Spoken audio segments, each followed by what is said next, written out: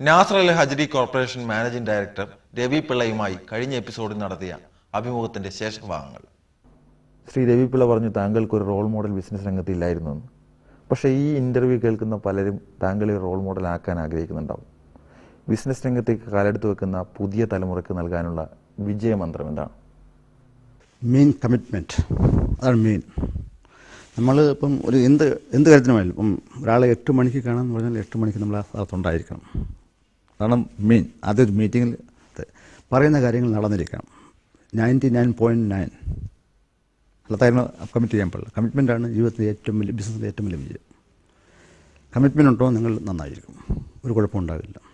നിങ്ങൾ ബിസിനസ് ചെയ്യുന്ന ആൾക്കാർ ഫസ്റ്റ് ക്യാപിറ്റൽ വേണം, കമ്മിറ്റ്മെൻറ്റ്, പിന്നെ നോളജ്.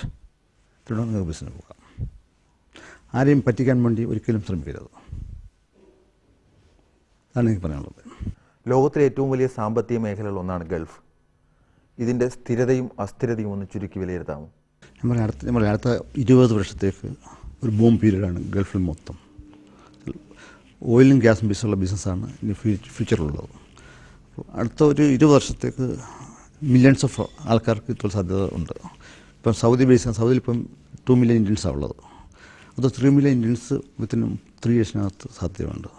അതുപോലെ ഖത്തറും വലിയ ബൂം ടൈമാണ്. അവിടെയും ഏറ്റവും കൂടുതൽ ജോലി സാധ്യതയുണ്ട്. അതുപോലെ കുവൈറ്റും. അടുത്തൊരു 10 വർഷത്തിനകത്ത് ഒരു $200 to $300 ബില്യൺ ഡെവലപ്മെൻറ്റാണ് അത് പ്ലാൻ ചെയ്തിരിക്കുന്നത്. ഓരോ ഗവൺമെൻറ്റും. ഏറ്റവും കൂടുതൽ ബൂമുണ്ടാകുന്ന സൗദിയാണ്, അത് കഴിഞ്ഞ് ഖത്തർ, അത് കഴിഞ്ഞ് കുവൈറ്റ്. അതുപോലെ 20 വർഷത്തേക്ക് നമ്മുടെ ഇന്ത്യയിലെ എഡ്യൂക്കേറ്റഡുള്ള എല്ലാ ആൾക്കും ജോലിയുടെ ഉണ്ടാകും. സ്പെഷ്യലി ടെക്നിക്കൽ കാറ്റഗറിക്കാണ് ഏറ്റവും കൂടുതൽ സാധ്യത. ഈ വെൽഡേഴ്സ്, ടിക്ക് ആൻഡ് ആഗ് വെൽഡേഴ്സ്, പൈപ്പേറ്റേഴ്സ്, അതിനാണ് ഏറ്റവും കൂടുതൽ സാധ്യതയുള്ളത്. കോടിക്കണക്കിന് രൂപ താങ്കളുടെ കമ്പനി നൽകുന്ന ശമ്പളം ഇന്ത്യയിലേക്ക് താങ്കളുടെ തൊഴിലാളികളും കമ്പനിയിൽ തൊഴിലാളികൾ അയക്കുന്നുണ്ട്. ഈ അവസ്ഥയിൽ നമ്മുടെ തൊഴിൽ സാധ്യതകളെക്കുറിച്ച് ഗവൺമെൻറ്റിനോട് ആധികാരികമായി സംസാരിക്കാൻ അർഹതയുള്ള ഒരു വ്യക്തിയാണ് താങ്കൾ. എന്താണ് ഗവൺമെൻറ്റിനോട് ഉപദേശിക്കാനുള്ളത്? അപ്പം $20 ബില്യൺ പെർ ഇയർ ഗൾഫ് രാജ്യങ്ങൾ മാത്രം ഇന്ത്യയിലേക്ക് പോകുന്നത്. എൻ്റെ കമ്പനിയിൽ നിന്ന് മാത്രം പ്രതിമാസം 30-40 കോടി രൂപ പോകുന്നുണ്ട്. പക്ഷേ ഗവൺമെൻറ് വിചാരിച്ചാൽ കൂടുതൽ ആൾക്കാർ ജോലിക്ക് സാധ്യതയുണ്ട്. ഞാൻ പറയാം, വെൽഡിംഗ് ഇൻസ്റ്റിറ്റ്യൂട്ട് കേരള ഗവൺമെൻറ്റോ ഇന്ത്യ ഗവൺമെൻറ് തുടങ്ങിക്കഴിഞ്ഞാൽ ഇപ്പോൾ വെൽഡേഴ്സ് കിട്ടാനില്ല. ലക്ഷക്കണക്കിന് ആൾക്കാർക്ക് നമുക്ക് ഗൾഫിൽ ജോലി കൊടുക്കാൻ പറ്റും, വെൽഡേഴ്സ് മാത്രം. അതുപോലെ പൈപ്പേറ്റേഴ്സ്, അതുപോലെ സേഫ്റ്റി പേഴ്സൺസ്. അത് ചെയ്ത് കഴിഞ്ഞാൽ ഇഷ്ടംപോലെ സാധ്യതകൾ വീണ്ടും ഗൾഫിലുണ്ട്. അപ്പം ഇത് 20 ബില്യൺ 30 ബില്യൺ ആക്കാൻ പറ്റും. പക്ഷേ ഗവൺമെൻറ് ചെയ്യണം, പക്ഷേ അത് ചെയ്യുന്നില്ല. ഇപ്പം ഒരു എക്സ്പോർട്ടേഴ്സ് ആണെങ്കിൽ എക്സ്പോർട്ട് ചെയ്യുന്നതിൻ്റെ പൈസ 5% ഇൻസെൻറ്റീവ് കൊടുക്കുന്നുണ്ട്. പക്ഷേ ഗൾഫിലെ ആൾക്കാർക്ക്, മലയാളികൾക്ക്, ഇന്ത്യക്കാർക്ക് ഒരു സപ്പോർട്ടും ഇന്ത്യ ഗവൺമെൻറ്റോ മറ്റു ഗവൺമെൻറ്റോ കൊടുക്കുന്നില്ല. അതിൻ്റെ മെയിൻ കാരണം വെച്ചാൽ നമുക്ക് ഈ വോട്ടിംഗ് പവറില്ല, വോട്ടേഴ്സ് ഇല്ല. നമുക്ക് വോട്ടിംഗ് പവർ ഉണ്ടെങ്കിൽ നടന്നേനെ. ഇപ്പോൾ തന്നെ ഈ കഴിഞ്ഞ ആഴ്ച ഇൻട്രസ്റ്റ് റേറ്റ് ബാങ്കുകളിൽ കൂട്ടി. പക്ഷേ NRIക്കാർ ഇൻട്രസ്റ്റ് റേറ്റ് കുറച്ചു. കാരണം വെച്ചാൽ അവർക്കറിയാം അവർക്ക് വോട്ടിംഗ് പവറില്ല, അവർ പൈസ ഡെപ്പോസിറ്റ് ചെയ്യും എന്നുള്ളത്. ഇപ്പം എന്നെപ്പോലുള്ള ബിസിനസ്സുകാർക്ക് അറിയാം, എവിടെ പൈസ ഡെപ്പോസിറ്റ് ചെയ്താൽ കൂടുതൽ പൈസ ഇത് ഇൻട്രസ്റ്റ് കിട്ടും.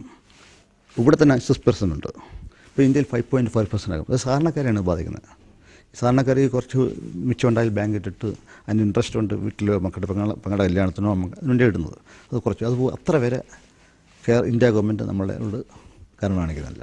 ടെക്നിക്കൽ ഇൻസ്റ്റിറ്റ്യൂട്ട് ട്യൂഷൻ തുടങ്ങണം. ഇത് ടെക്നിക്കൽ ആൾക്കാർ, ഇപ്പം കാർപ്പൻറ്ററായാലും മേസൺസ് ആയാലും വെൽഡേഴ്സ്, പൈപ്പേറ്റേഴ്സ്, ഇതെല്ലാം ഇഷ്ടംപോലെ സാധനം. അതൊരു ഇൻസ്റ്റിറ്റ്യൂട്ട് തീർച്ചയായും തുടങ്ങിയാൽ അതൊരു അപ്പോൾ അവർ മുഖാന്തരം അങ്ങനെ നല്ല ഇൻസ്റ്റിറ്റ്യൂട്ട് എടുപ്പോൾ നമ്മളൊക്കെ എംപ്ലോയി ആകുമ്പോൾ നമ്മളിപ്പം ത്രൂ റിക്രൂട്ടിംഗ് ഏജൻസ് അല്ലെങ്കിൽ വൈറ്റ് പേപ്പർ അല്ലെങ്കിൽ ഇൻ്റർനെറ്റാണ്. ഇപ്പോൾ ഇന്ത്യ ഗവൺമെൻറ് നല്ല ആൾക്കാരെ സപ്ലൈ ചെയ്യുന്ന വെച്ചാൽ നമ്മൾ നേരിട്ട് അവിടെ പോകും. നമ്മൾ മാത്രമല്ല, ലോകത്തുള്ള എല്ലാ ആൾക്കാരും എവിടെ കിട്ടുന്നു അതനുസരിച്ച് പോകും. അപ്പോൾ ഇഷ്ടംപോലെ ആൾക്കാർക്ക് ജോലി സാധ്യതകൾ തീർച്ചയായും ഉണ്ടാകും. ഇതുണ്ടായി കഴിഞ്ഞാൽ നമുക്ക് റവന്യൂ നമ്മുടെ രാജ്യങ്ങൾ കൂടും. അതനുസരിച്ച് ഡെവലപ്മെൻറ്റ്, പുതിയ ബിൽഡിങ്സ് ഉണ്ടാകും, പുതിയ ഫാക്ടറീസ് ഉണ്ടാകും, ആൾക്കാർ കൂടുതൽ ബൈങ് പവർ ഉണ്ടാകും. ഉണ്ടാകുമ്പോൾ പുതിയ വ്യവസായങ്ങൾ ഇന്ത്യയിലുണ്ടാകും. പക്ഷെ അതനുസരിച്ച് ചെയ്യണം തീർച്ചയായിട്ടും. പക്ഷെ അത് ചെയ്യാൻ നമ്മുടെ ഇന്ത്യ ഗവൺമെൻറ്റോ നമ്മുടെ കേരള ഗവൺമെൻറ്റോ ഒന്നും ചെയ്യുന്നില്ല. അതിൻ്റെ കാരണം എന്താണെന്ന് എനിക്ക് പറയാൻ പറ്റില്ല. ഒരു പുരുഷൻ്റെ വളർച്ചയിൽ ഒരു സ്ത്രീ പിറകിലുണ്ടാകും എന്ന് വിവേകാനന്ദൻ്റെ വാക്കുകൾ കടമെടുക്കുകയാണെങ്കിൽ താങ്കളുടെ കുടുംബജീവിതത്തെ അത്തരത്തിലൊന്ന് വിലയിരുത്താം. ഒരു വീട്ടിൻ്റെ ഐശ്വര്യം വൈഫാണ് മഹാലക്ഷ്മി എന്നാണ് പറയുന്നത്. എല്ലാം കൊണ്ട് ഫാമിലി ഒന്നായില്ലെങ്കിൽ സ്വസ്ഥ ഉണ്ടാകുമോ? ഒരു വൈഫ് വന്നാൽ അതുകൊണ്ട് ഏറ്റവും ഒരു വീട്ടിൻ്റെ വിളക്കാണ് വൈഫ്, ഫാമിലി. അപ്പോൾ ഫാമിലി സ്നേഹിക്കാതാണ് ഇത്. അപ്പോൾ എന്നെ സംബന്ധിച്ചാണ് ഞാൻ എന്നും മിക്കവാറും ദിവസം യാത്രയാണ്. ഒരു മാസം 20 ദിവസം ലോകത്തിൻ്റെ വിവിധ കോണുകളിൽ ബിസിനസ് യാത്രയാണ്. വൈഫാണ് എൻ്റെ കുട്ടികളുടെ വിദ്യാഭ്യാസ കാര്യം മൊത്തം നോക്കുന്നു, വീട്ടുകാര്യങ്ങൾ നോക്കുന്നത്. അപ്പം വൈഫ് ഉണ്ടായത് എൻ്റെ 75% തലവേദന ഈ വീട്ടിലുള്ള കാര്യങ്ങൾ വൈഫ് നടക്കുന്നു. അതുപോലെ നാട്ടിലെ എനിക്ക് പല ബിസിനസ്സുകളുണ്ട്, ഹോസ്പിറ്റലിലെ ബിസിനസ്സുണ്ട്, നേഴ്സിംഗ് കോളേജുണ്ട്. അതിൻ്റെ കാര്യങ്ങളൊക്കെ നോക്കുന്ന വൈഫാണ്. എനിക്ക് ഒരു 50 to 60% എന്നെ ബിസിനസ് രംഗത്തും വൈഫ് സഹായിക്കുന്നുണ്ട്.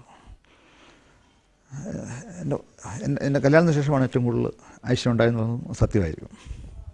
മകനിപ്പോൾ ബിസിനസ് മാനേജ്മെൻറ്റ് ദുബായി പഠിക്കുകയാണ്. മോള് 11th ഈ ഇന്ത്യ സ്കൂളിൽ പഠിക്കുകയാണ്. 2 മക്കൾ. അവർ സന്തോഷമാണ്. ഞങ്ങൾ ഇതുവരെയുള്ള ജീവിതം.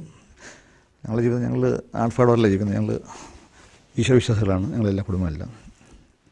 ഞങ്ങളാ ചെയ്യുന്ന എല്ലാ സമയങ്ങളും നാട്ടുകാർക്കും ലോകത്തെല്ലാവർക്കും ചെയ്യുന്നുണ്ട്.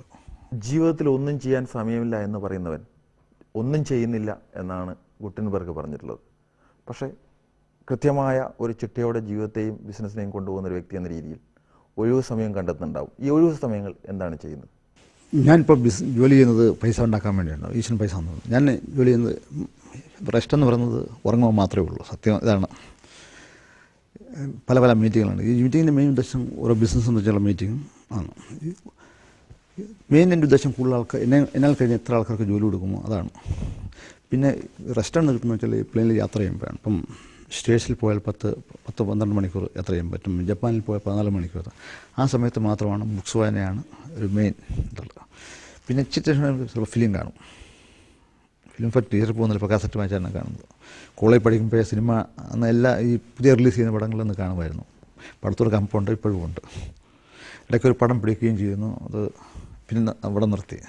നാസർ അൽ ഹജരി കോർപ്പറേഷൻ എന്ന താങ്കളുടെ കമ്പനി ഇന്ത്യക്ക് വെളിയിൽ ലോകത്തെ ഏറ്റവും കൂടുതൽ ഇന്ത്യക്കാർക്ക് തൊഴിലവസരങ്ങൾ നൽകുന്ന കമ്പനിയാണ്. ഇനിയും ഇന്ത്യക്കാർക്ക് ഈ കമ്പനിയിലേക്ക് തൊഴിലവസരങ്ങൾ നൽകാൻ കഴിയുമോ? ഞാൻ ഈ അടുത്ത 6 മാസത്തിനുള്ളിൽ കേരളത്തിൽ ആരെങ്കിലും ജോലി ആവശ്യമുണ്ടെങ്കിൽ 6000 ആൾക്കാരെ 6 മാസത്തിനകത്ത് ഞാൻ ജോലി കൊടുക്കാം. അവർക്ക് മിനിമം 10 വർഷം ജോലി ഗ്യാരണ്ടി കൊടുക്കാം. സൗദി അറേബ്യയിലും ഖത്തറിലും ടെക്നിക്കൽ കാറ്റഗറി എന്ത് ആൾക്കാരും എഞ്ചിനീയേഴ്സ് ഫ്രഷ് ആയാലും ജോലി കൊടുക്കാൻ സാധ്യതയുണ്ട്. അതുകൊണ്ടാൽ ആർക്ക് വേണമെങ്കിലും നാളെ മുതൽ ജോലി കൊടുക്കാം.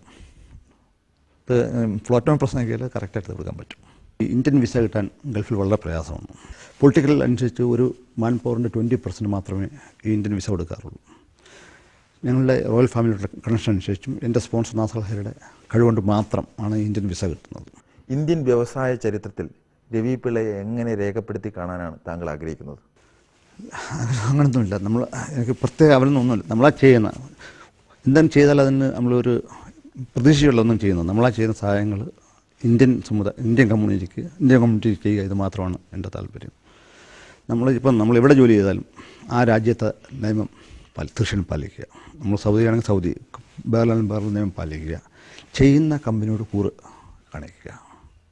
അപ്പോൾ നമ്മൾ ഇന്ത്യക്കാരൻ ആരായാലും ഒരു വർക്കേഴ്സായാലും ജനറൽ മാനേജരായാലും ഇന്ത്യനായിട്ടേ പറയത്തുള്ളൂ. അപ്പം നല്ല കാര്യങ്ങൾ മാത്രം ചെയ്യുക, അല്ലെങ്കിൽ ഇന്ത്യക്കാർക്കെല്ലാം ദൂഷിച്ച പേരുണ്ടാകും.